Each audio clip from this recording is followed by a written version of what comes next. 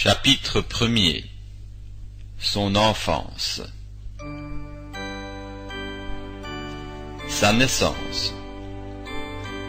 Je suis né le 6 avril 1909 dans une petite cabane là-haut dans les montagnes du Kentucky, près de Burkesville. Nous n'avions pas de docteur. Seule une sage femme assistait ma mère, et c'était ma grand-mère. Ma mère avait 15 ans, et mon père en avait 18. Et pour cet événement, il s'était acheté une nouvelle salopette. Nous étions très pauvres, les plus pauvres parmi les pauvres. Notre petite cabane de montagne n'avait pas de fenêtre, seulement un petit volet de bois dans la porte qu'on laissait ouvert le jour et qu'on fermait la nuit. L'unique pièce où nous vivions n'avait ni tapis, ni même de plancher de bois. C'était seulement un plancher de terre battue. Un dessus de souche posé sur 3 pattes nous servait de table, avec 2 chaises faites de branches d'arbres, juste des petites branches de noyer attachées ensemble avec le fond recouvert d'écorce. Et ainsi, le matin où je suis né et que j'ai commencé à pleurer, ma mère voulut voir son enfant. Elle n'était elle-même qu'une enfant. Et lorsque papa ouvrit le volet juste au point du jour, vers 5 heures, il y avait là un petit rouge-gorge, se tenant à côté d'un buisson près de la fenêtre, chantant de toutes ses forces. Et cette lumière, que vous voyez sur la photo, entra en tourbillonnant et se tint au-dessus du lit. Grand-mère ne savait que dire, et cela les effraya. Ils racontèrent à leur entourage dans les montagnes, « Cette lumière est entrée. » Ils essayèrent de comprendre. Quelques-uns dirent que ce devait être le soleil, se réfléchissant sur un miroir dans la pièce, mais il n'y avait pas de miroir, et le soleil n'était pas encore levé, car il était trop tôt, c'était 5 heures. Et puis, ils l'oublièrent. Autrefois, mes ancêtres étaient catholiques. Mon père était strictement irlandais. La seule coupure dans le sang irlandais fut ma grand-mère maternelle, qui était une indienne Cherokee. Ma mère était donc une métisse. Mon père et ma mère n'allaient pas à l'église. Ils se marièrent en dehors de l'église et n'avaient pas de religion du tout. Là-bas dans les montagnes, il n'y avait même pas une église catholique. Quand j'eus 10 jours, ils m'emmenèrent à une petite église baptiste, appelée le Royaume des Opossums. C'est tout un nom. Un vieux prédicateur itinérant baptiste venait là-bas environ 1 fois tous les 2 mois. Les gens avaient une petite réunion où ils chantaient quelques cantiques. Mais ils entendaient une prédication à chaque fois que le voyageur passait par là. Ils le payaient chaque année avec un sac de citrouilles ou quelque chose du genre que les gens récoltaient pour lui donner. Et le vieux prédicateur vint et là offrit une prière pour moi, petit garçon. Ce fut mon premier passage à l'église.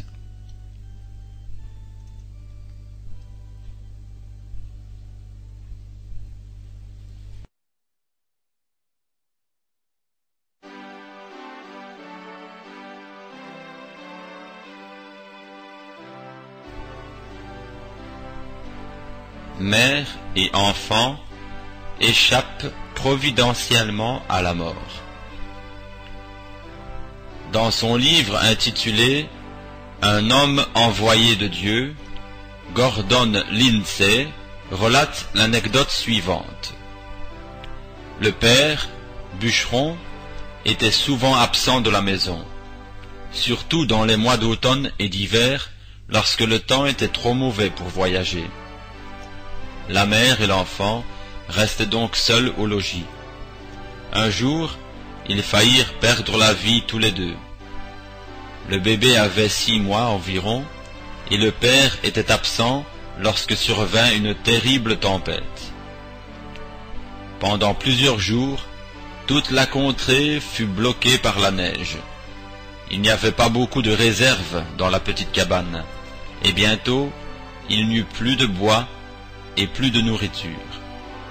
La mère, enveloppant ses pieds de vieux sacs, partit dans les bois abattre de petits arbres qu'elle traînait dans la cabane pour essayer de garder le feu. Mais elle s'affaiblissait de plus en plus, et elle dut bientôt abandonner ce travail. Mère et enfant restèrent alors au lit, attendant la fin.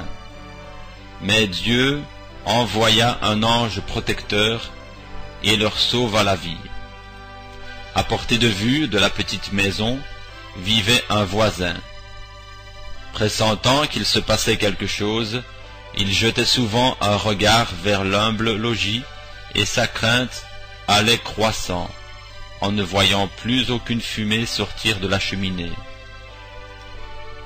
Après quelques jours, il eut la ferme conviction qu'il devait aller voir sur place ce qui se passait, quoique la distance signifiait pour lui un gros effort à travers la neige amoncelée.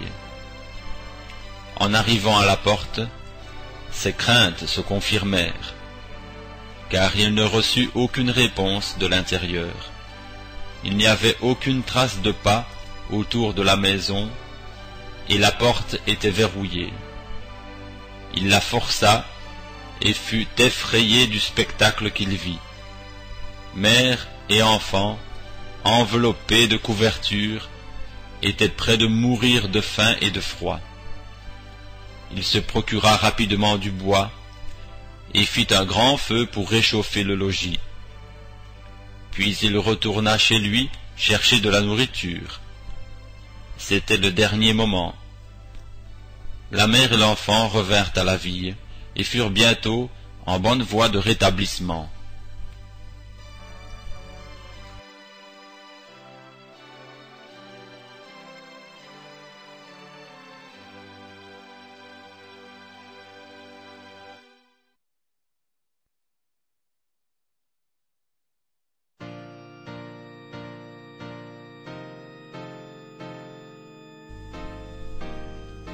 Premier message de Dieu à l'enfant. La première chose que je peux ramener à mon esprit, c'est une vision que le Seigneur me donna. Je devais avoir environ 3 ans, et mon petit frère 2 ans à peine. Nous étions dehors, au fond de la cour, où il y a un endroit pour fendre et entreposer le bois. J'avais un gros caillou à la main, et j'essayais de lui montrer avec quelle force je pouvais jeter ce caillou dans la boue, à l'endroit où la fontaine était sortie de terre et avait rendu le sol boueux. Et j'entendis un oiseau qui chantait dans le haut d'un arbre. Je regardai cet arbre, et l'oiseau s'envola, et c'est alors qu'une voix me parla. Maintenant, je sais que vous pensez que je ne peux pas me souvenir de cela, mais le Seigneur Dieu, qui est juge des cieux et de la terre et de tout ce qui est, sait que je dis la vérité. Comme un vent à travers un buisson, une voix vint de l'endroit où était auparavant l'oiseau dans l'arbre. Elle dit: « Tu vivras près d'une ville appelée New Albany. » Et j'ai vécu, depuis l'âge de 3 ans jusqu'à ce temps-ci, à moins de 5 kilomètres de New Albany, Indiana. Mon père était très loin d'être une personne religieuse. Quand nous étions enfants, nous n'eûmes aucune influence religieuse, ni aucun enseignement du tout. Je voyais mon père, c'était un homme plutôt petit, trapu. Il était l'un des hommes les plus forts que je connaisse parmi les hommes de petite taille. Je me souviens que lorsque papa entrait pour dîner, il retroussait ses manches pour se laver, et je pouvais admirer ses petits bras trapus, et quand il les levait pour jeter de l'eau sur mon visage, les muscles de ses bras saillaient, et je disais, « Vous savez, mon papa vivra jusqu'à 150 ans. » Il était si fort, mais il mourut à 52 ans. J'ai vu mon père revenir des bois, tellement brûlé par le soleil, que maman devait prendre des ciseaux pour couper sa chemise collée à son dos. Il travaillait ferme. Je l'aimais tendrement, quoiqu'il fût un buveur. Il me fouettait parfois, mais pas autant que je l'aurais mérité. La loi des 10 commandements était inscrite sur la muraille, et un grand fouet était suspendu au-dessus. Des années plus tard, il donna son cœur à Christ, et il fut sauvé quelques heures avant de mourir dans mes bras. Mon père était le gars typique des montagnes, qui buvait constamment. Il s'était trouvé mêlé dans une rixe où il y eut 2 ou 3 hommes presque tués en se battant à coups de fusil et de couteau. Et papa avait été l'un des meneurs de cette rixe. Il y avait là un ami qui avait été blessé et qui à son tour avait frappé quelqu'un avec une chaise. L'homme avait sorti un couteau et il allait frapper au cœur l'ami de papa étendu sur le sol lorsque papa s'en mêla. Son nom était Will Yabrug. Il était un homme très fort et mauvais. Il y eut un grand combat au couteau entre lui et papa. Et mon père tua presque l'homme. Cela a dû être une terrible bagarre, parce que depuis Burkesville, à de nombreux kilomètres de là, ils envoyèrent un shérif à cheval chercher papa. Aussi, il dut s'enfuir et quitter le Kentucky et traverser la rivière pour venir en Indiana. Il avait un frère qui vivait à cette époque à Louisville, au Kentucky. C'était l'assistant directeur de la scierie, Mosaïque Dubois, à Louisville, Kentucky. Papa était le plus jeune des garçons d'une famille de 17 enfants. Et ainsi, il vint trouver son frère aîné, et il partit pour presque 1 an. Il ne pouvait pas revenir, car il était recherché par la loi. Quand nous eûmes des nouvelles de lui, par une lettre signée d'un autre nom, il disait à ma mère que cela serait ainsi et qu'elle aurait de ses nouvelles. Plus tard, nous sommes déménagés en Indiana et mon père travailla pour un homme riche. Monsieur Whatton était un multimillionnaire. Il possédait les distilleries Whatton et aussi de grosses actions. Mon père fut son chauffeur privé. Papa était un homme pauvre, cependant, il ne pouvait se passer de sa boisson. Il alla donc faire du whisky dans une distillerie.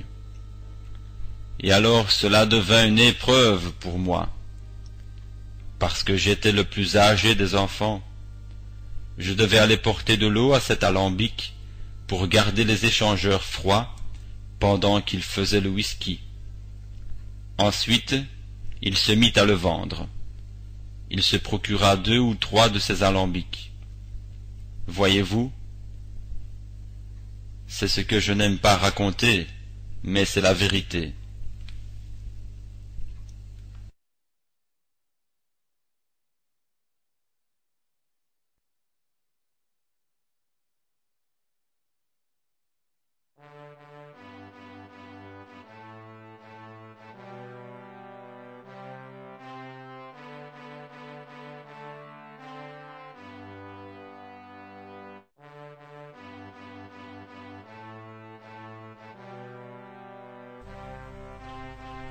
Premier contact de l'ange. Un jour, transportant de l'eau de cette pompe, qui était à distance d'un pâté de maison, Je rouspétais, parce qu'après l'école, tous les autres garçons étaient allés pêcher à la mare. J'aimais beaucoup pêcher, et ils étaient tous partis sauf moi, parce que je devais transporter de l'eau à cet alambic. Bien sûr, cela devait rester secret. C'était pendant la prohibition. J'étais juste sous le peuplier, en train de me reposer, et je pleurais. J'étais environ à mi-chemin entre la grange et la maison, quand tout à coup, j'entendis un bruit semblable à celui que fait un tourbillon de vent. Je regardai autour de moi, pas une feuille ne bougeait nulle part. Et je pensais, d'où vient ce vent? Eh bien, cela doit être loin d'ici. J'étais seulement un gamin, et cela devint de plus en plus fort. Je ramassai mes 2 petits seaux, et, maugréant encore, je repris le sentier. Je n'avais fait que quelques pas de dessous ce gros arbre, lorsque j'entendis de nouveau le bruit du tourbillon. Je me retournai pour regarder, et à mi-hauteur de cet arbre, je vis un autre tourbillon qui faisait tournoyer et tournoyer les feuilles. Eh bien, pensai-je, il n'y a rien d'étrange à cela, car c'est juste à ce moment de l'année, à l'automne, que se forment ces tourbillons. Je regardais, mais cela ne s'en allait pas. Habituellement, c'est juste un souffle, pendant un instant, puis cela s'en va. Mais ce tourbillon était là depuis déjà 2 minutes ou plus. Je repartis de nouveau sur le chemin. Je me retournai pour regarder encore cela, et quand je le fis, une voix humaine, aussi audible que la mienne, dit « Ne bois jamais, ne fume, ni ne souille ton corps d'aucune façon. Il y aura un travail à faire pour toi quand tu seras plus âgé. » Cela me donna une peur bleue. Vous pouvez vous imaginer comment un petit garçon peut se sentir. Je laissai tomber mes seaux, et je revins à la maison aussi vite que je le pus, criant de toutes mes forces. Il y avait des serpents trigonocéphales dans ce pays, et ils étaient très venimeux. Ma mère pensa que, venant le long du jardin, j'avais peut-être posé le pied sur un trigonocéphale, et elle courut à ma rencontre. Je sautai dans ses bras, criant, l'étreignant et l'embrassant. Et elle me dit, « Qu'y a-t-il? As-tu été mordu par un serpent ?» tout en m'examinant de tous les côtés.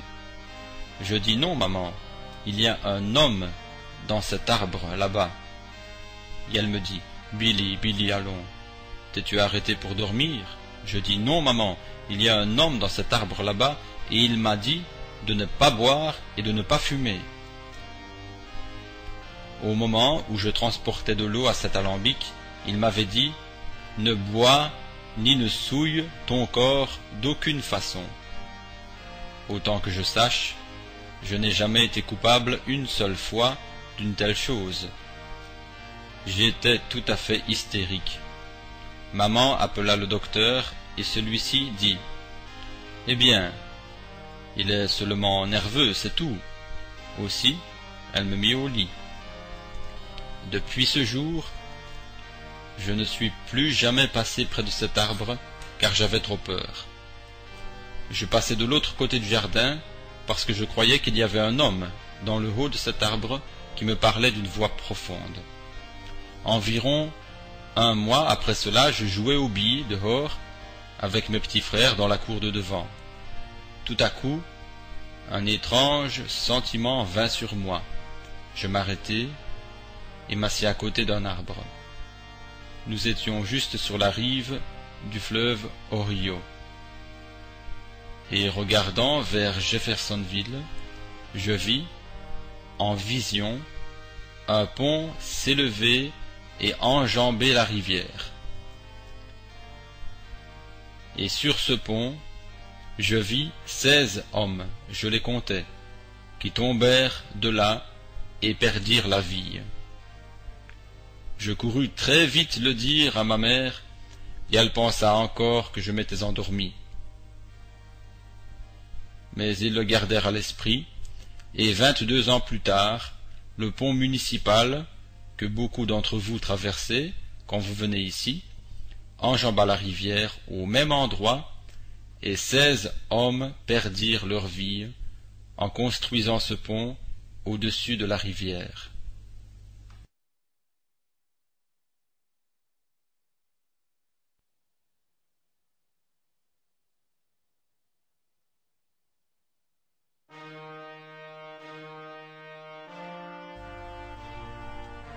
Pauvreté.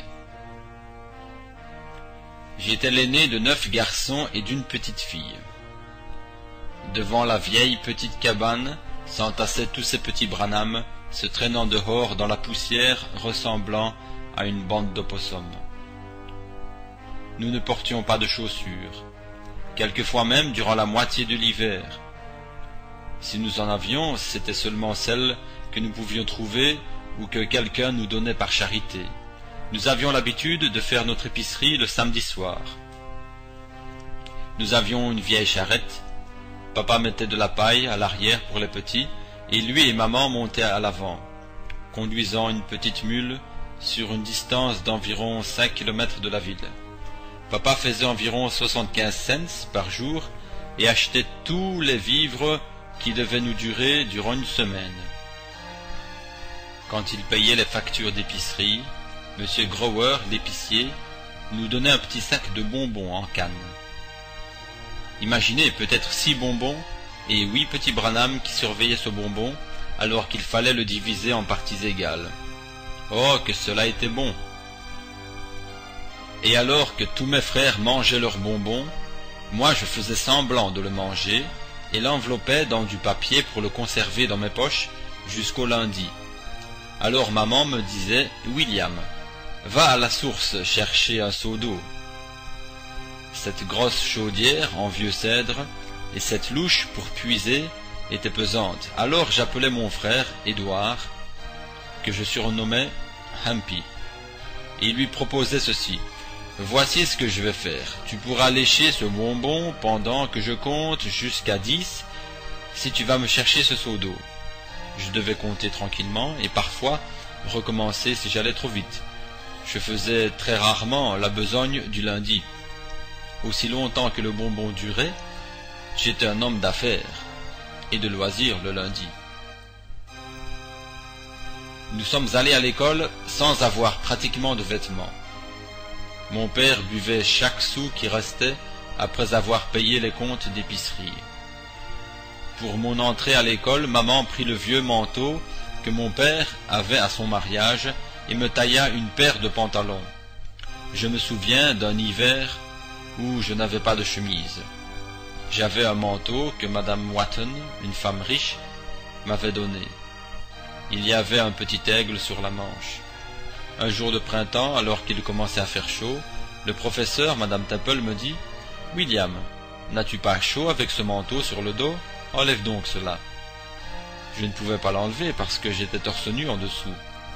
Aussi je répondis « Non, madame, je suis juste un peu frileux. » Elle répliqua « Tu es frileux en un jour pareil ?»« Oui, madame, répondis-je. »« Tu ferais mieux de venir t'asseoir près du poêle. » Elle alimenta ce gros poêle et dit « As-tu encore froid ?»« Oui, madame. » Et la transpiration me coulait sur le visage. « Alors, dit-elle, tu es mieux de retourner à la maison, car tu es malade. » Je me demandais bien comment je ferais pour revenir à l'école. Aussi j'ai attendu une couple de jours. J'avais une sœur de mon père qui vivait dans les collines voisines. Elle avait l'habitude de venir chez nous et elle avait une fille à peu près de mon âge. En voyant une robe qu'elle avait laissée, je me suis imaginé que je pouvais me faire une chemise avec cela. J'ai coupé la jupe, je revêtis la blouse qui était pleine de frisons et je suis parti pour l'école. Ils me dirent « C'est une robe de fille ». Je répondis « C'est mon costume d'Indien ». et les enfants se mirent à rire de moi. Je me souviens que, durant le temps de la Première Guerre mondiale, tous ceux qui étaient assez grands pour avoir un uniforme en avaient un, et je voulais tellement être soldat. Il y avait à l'école un garçon du nom de Lloyd Ford, qui avait un costume de scout et vendait le magazine Pathfinder. Je lui ai demandé « Quand tu auras usé ton costume, me le donneras-tu » ? « Certainement, me répondit-il. Eh bien, je n'ai jamais vu un habit durer si longtemps. Finalement, après m'être aperçu qu'il ne le portait plus depuis un petit bout de temps, je lui ai demandé « Lloyd, qu'en est-il de ce costume ?»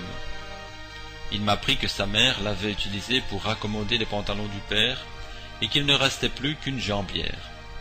Je la pris et je la portai comme si j'étais un vrai soldat. Pour avoir un bon prétexte de la porter à l'école, j'ai fait semblant de m'être blessé à la jambe en jouant. Un jour, je dus aller au tableau noir. J'essayais de me tenir de façon à dissimuler ma jambe nue, mais les enfants se mirent à rire et moi à pleurer, et l'institutrice me renvoya à la maison. Quelle lutte c'était pour moi dans ces jours-là! Je ne pouvais même pas prendre mon dîner comme les autres. Mon frère et moi avions honte de manger devant les autres enfants parce qu'ils avaient des sandwichs, des gâteaux et des biscuits. Et nous montions nous asseoir sur la colline, proche de l'école, et nous placions ces petits contenants entre nous. D'un côté, nous avions un petit pot de mélasse et un de légumes verts, et de l'autre côté, un petit pot de fèves, un morceau de pain et une cuillère. Et nous mangions ensemble. Les garçons m'appelaient Squab, le sauvage du Kentucky, parce que ma mère ressemblait beaucoup à une indienne durant sa jeunesse, et ils savaient qu'elle était demi-indienne. Une couple de garçons, parce qu'ils n'aimaient pas que je porte les livres d'une certaine petite fille, me rencontrèrent et me battirent tant qu'ils me laissèrent presque inconscient. Ces garçons me battaient uniquement parce que j'étais du Kentucky. Un me tenait les bras et un autre, avec une roche dans le creux de sa main, me frappait au visage jusqu'à ce que je sois à moitié mort.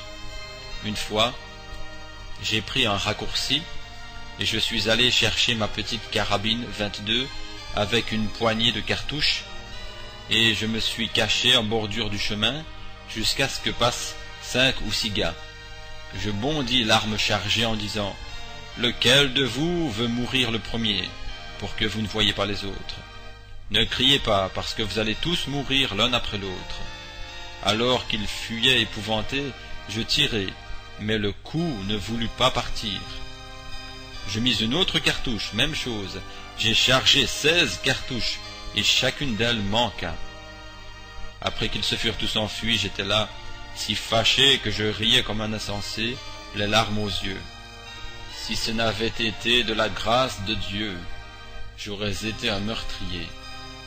J'ai remis ces balles dans ma carabine, et pow, elles tirèrent toutes parfaitement. Parlez-moi d'une grâce. Allant à l'école, j'y avais rencontré des jeunes filles. Vous savez, j'étais réellement timide, et finalement, j'ai eu une petite amie, comme tous les jeunes garçons, aux environs de 15 ans, je pense, et elle était vraiment très jolie. Un autre garçon, nous étions copains, prit la voiture de son père, une vieille Ford Model T, et nous eûmes un rendez-vous avec nos amis. Nous nous sommes arrêtés à un endroit où nous pouvions acheter un sandwich au jambon pour 5 sous. J'étais riche, je pouvais en acheter 4. Et après que nous eûmes mangé les sandwichs et bu le Coca-Cola, je partis rendre les bouteilles. Et à ma surprise, quand je revins, la femme commençait juste à perdre sa féminité à cette époque-là. Ma petite colombe fumait une cigarette. Quand je vis cette jolie fille faisant ainsi la maligne, la cigarette au doigt, cela faillit me tuer, parce que je croyais que je l'aimais vraiment. Je pensais, pauvre petite fille. Et elle me dit, « Oh, veux-tu une cigarette, Billy ?» Je dis, « Non, madame, je ne fume pas. » Et elle me dit, « Tu dis que tu ne danses pas. » Il désirait aller à un bal, et je ne voulais pas. Aussi, il disait qu'il y avait un bal là-bas, ce qu'on appelait le jardin du sycomore. Et je dis « Non, je ne danse pas ». Elle dit « Alors, tu ne danses pas, tu ne fumes pas, tu ne bois pas, comment donc t'amuses-tu » Et je répondis « Eh bien, j'aime la chasse et la pêche ». Cela ne l'intéressait pas. Aussi elle dit « Prends cette cigarette ». Et je dis « Non, madame, merci, je ne fume pas ». Je me tenais assis sur le siège arrière, elle et moi. Elle me dit « Tu veux dire que tu ne veux pas fumer une cigarette? Nous, les filles, nous avons plus de cran que vous n'en avez. » Et je dis « Non, madame, je ne crois pas que je veuille le faire. » Elle me dit « Quelle grosse poule mouillée! Oh là là! Je voulais être le gros méchant Bill, et je ne voulais certainement être en rien une poule mouillée. Voyez-vous, je voulais être un boxeur professionnel. C'était mon idée de la vie. Je ne pouvais accepter cela. Aussi je dis « Donne-la-moi. Je vais te montrer si je suis une poule mouillée ou non. » Je pris cette cigarette et je frottai l'allumette. Quand je voulus allumer la cigarette, aussi déterminé à la fumer que je le suis à prendre cette Bible, j'entendis quelque chose faisant « J'essayai encore et ne pus la mener à ma bouche. Et je commençai à pleurer et je jetai la cigarette par terre. Ils se mirent à rire de moi et je rentrai à pied à la maison à travers le champ et m'assis là pleurant. C'était une vie terrible. Je me souviens un jour, papa allait à la rivière avec les garçons. Mon frère et moi devions prendre un canot, et montant et descendant sur la rivière, nous devions chercher des bouteilles pour y mettre du whisky. Nous en retirions 5 sous pour chaque douzaine que nous ramassions le long de la rivière. Il y avait un arbre qui avait été renversé par le vent. Papa et M. Dornbush s'assirent sur cet arbre. Papa prit dans sa poche arrière une petite bouteille plate de whisky, la lui tendit et M. Dornbush but un coup, et la rendit à papa, qui but à son tour. M. Dornbush avait un joli bateau, et je voulais trouver faveur auprès de lui parce que je désirais utiliser ce bateau. Il avait un bon gouvernail, et le mien n'en avait pas du tout. Nous avions juste de vieilles planches pour pagayer. M. Dornbush prit la bouteille et me dit « Tiens, Billy. » Je dis « Merci, je ne bois pas. » Il dit « Tu ne bois pas ?» Je dis « Non, monsieur. »« Non, dit papa, j'ai élevé une poule mouillée. » Mon papa m'appelant une poule mouillée, je dis « Donnez-moi cette bouteille. » Et j'enlevai le bouchon, déterminé à boire, et quand je commençai à la lever, je lui rendis cette bouteille et partis en pleurant à travers champs, aussi vite que je pus. Quelque chose ne voulait pas me laisser faire cela, voyez-vous. Je ne peux pas dire que j'étais bon, j'avais décidé de le faire, mais c'est Dieu, sa grâce, qui me préserva de faire ces choses.